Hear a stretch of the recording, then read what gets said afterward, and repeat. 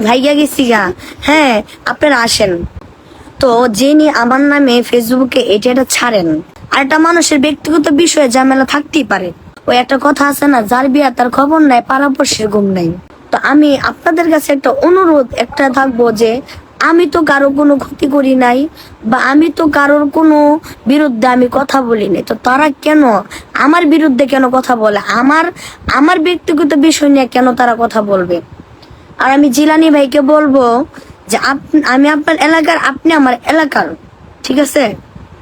তো আপনি যে এটা ছাড়লেন, হ্যাঁ, আশা করি আপনি আমার লাইভটা দেখবেন।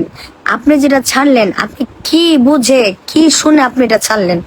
আর মাসুম করে একটা ছেলে, ওকে আমি ফোন দিছি। ফোন দেওয়ার পরে ও আমাকে বললে কি জানেন, প্রথম তুই করে যে তোর উস্তাদ, তোর আব্বা আমারে ভালো করে চিনে, আমি কে? ওরা আমি জিজ্ঞেস করলাম যে আপনি যে আমার ভিডিওটা ছাড়লেন কারো অনুমতি নিয়ে, আমার ব্যক্তিগত বিষয় নিয়ে তো আপনার আপনার পেজে ছাড়ার কোনো এলাও নেই। তখন উনি আমাকে বলে যে আপনি এগুলো করবেন, আমি অবশ্যই ছাড়বো। আমি যে এগুলো করছি আপনার কাছে প্রমাণ কি?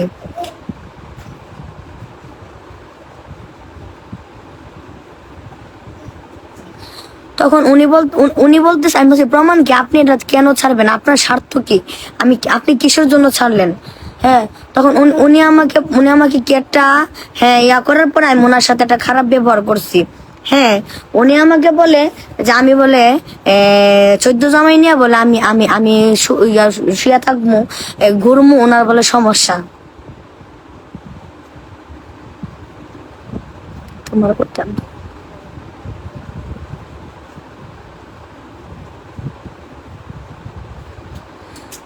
আমার পেজে এটা পলি সরকার, আমার টিকটক আইডির নামও পলি সরকার। আর আমার আগের যে নাম্বারটা ছিল এটা উঠাইছি, আমার আব্বুর কাছে আছে, এখন আমার কাছে আছে এটা 45 নাম্বার। হ্যাঁ, এটা আমি ফেসবুকে দিয়ে রাখছি আর কি। তো অনেকে পলি সরকারের নিয়ে এত চুলকানি কেন? তাদের কি সমস্যা? আমি এটা বুঝতে পারতেছি না দাদা ভাইরা, এটা আমি একদমই বুঝতে পারছি না আমাকে নিয়ে তাদের কি সমস্যা। আপনাদের কাছে আমি বিচার দিলাম, যারা 3-4টা বিয়ে বসতেছে, যারা 8-10টা বিয়ে বসতেছে, যাদের খারাপ খারাপ ভিডিও ভাইরাল হচ্ছে, হ্যাঁ, তাদের নিয়ে এত সমালোচনা হচ্ছে না, আমাকে নিয়ে এত সমালোচনা কেন? পুরোপুরি আপনারা আমার লাইভটা শেয়ার করবেন সবাই। তো আমি তাকে বলবো যে আপনি আমার সিনিয়র, ঠিক আছে? আমি আপনার নামে কিছু বলি নাই, কিন্তু আপনি যে আমার নামে 2 দিন পর পর হ্যাঁ এগুলা ছাড়তেছেন ফেসবুকে, আপনার কাছে একটা কথা বলবো যে দয়া কইরা আপনি সম্মানের জায়গায় আছেন, আপনাকে আমি সম্মান করতেছি, আপনি সম্মানের ব্যক্তি, কিন্তু দয়া কইরা অতিরিক্ত কোনো কিছুই ভালো না, অতিরিক্ত কোনো কিছুই ভালো না। হ্যাঁ, আপনাদের কাছে অনুরোধ করবো, আপনারা কি আমাকে ভুল বুঝবেন না। হ্যাঁ, আপনারা আমার জন্য দোয়া করবেন। আর আমি শ্বশুর বাড়িতে আছি, শ্বশুর বাড়ি থেকে আমি গান করতেছি, আপনারা সকলে দোয়া করবেন।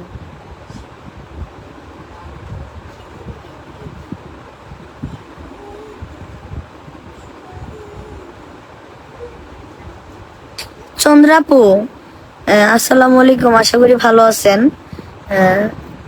আসলে কি বলবো আপু, অনেক কষ্ট লাগে জানেন, কারণ তারা যে আমার পিছনে এভাবে লাগবে, এভাবে আমি কোনোদিন কল্পনা করি না। আমি ছোটবেলা থেকে কিন্তু ঢাকায় আমি বড় হয়েছি, বা আমার উস্তাদের কাছে থেকে আমি গান শিখছি। আমি কিন্তু ইউটিউব থেকে গান শিখি নাই, ইউটিউব থেকে দেখা 2-3টা গান শুনি নাই। স্টেজে যখন পালা দেয় না, একটা শিল্পীর মন গড়ার মতো একটা কথা বলতে পারে, পালা দিলে এটা আলাদা বিষয়, যদি পালা দেয় এটা আলাদা বিষয়, কিন্তু স্টেজে তখন একটা এটা মজার চলে, কত কথাই বলা যায়। হ্যাঁ, তো আপনাদের কাছে আমার অনুরোধ, আপনারা কি আমাকে ভুল বুঝবেন না।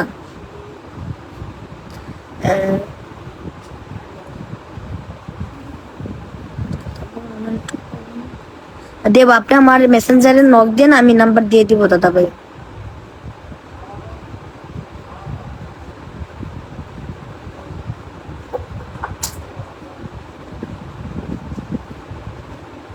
দেখেন, যারা বিয়ে বসছে, বিয়ে করে তারা কি বিয়ে বসে কি যারা পরকীয়া করতেছে, বা অনেকে 3-4টা সম্পর্ক আছে, হ্যাঁ, তাদেরকে নিয়েও তো একটা সমালোচনা নাই।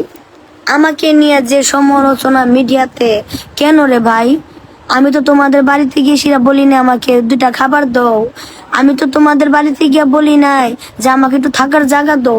আমি তো তোমাদের কোনো ক্ষতি করিনি রে ভাই। আমি তো তোমাদের কোনো, হ্যাঁ মানে কোনো নাম নিয়ে আমি কোনো কিছুতে আমি করি নাই। তোমরা কেন আমার নামে এসব কেন ভাই মিডিয়াতে করতেছো? হ্যাঁ, তোমরা আসো, তোমাদের যারা আমার নামে এগুলো করতেছো তোমরা আসো, তোমরা আমার শ্বশুর বাড়িতে আসো, তোমাদের দাওয়াত দিলাম আমি। তোমরা আসো, আইসা তোমরা আমার বাড়িতে, আমি যে ভাত যদি না করে দেবো 1 কাপ চা খাওয়াই দিব। তোমরা আসো আমার শ্বশুর বাড়িতে, আমি ঠিকানা দিয়ে দিছি, তোমরা আসো।